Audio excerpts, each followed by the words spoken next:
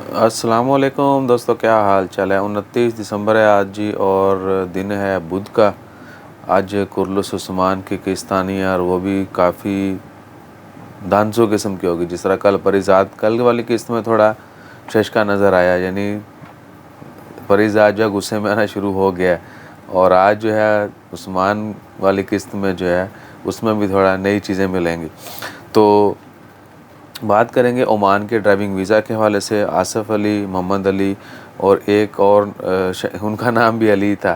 तो कुछ दोस्त साहब ने कमेंट किया था ड्राइविंग वीज़ा जो है ओपन है या नहीं है। तो भैया देखिए, ओमान के सभी वीज़ा ओपन हैं, सभी वीज़ा इशू हो रहे हैं। अगर ताख़ीर हो रही है तो वो आप सबको पता है, लेकिन बताते चलें कि ड्राइविंग के हवाले से अगर आपने ओमान में आना है तो कुछ वीज़ा जो हैं वो बैन कर दिए गए हैं।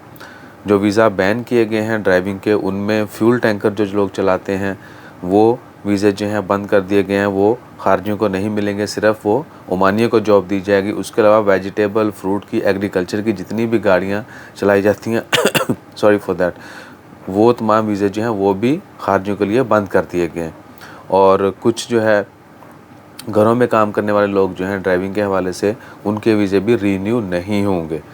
तो इनके अलावा अगर आप किसी दूसरे काम पे आ रहे हैं, कोई दूसरी गाड़ी चलानी है, तो जो है आपको ड्राइविंग वीज़ा इशू हो जाएगा, दैट्स ऑल।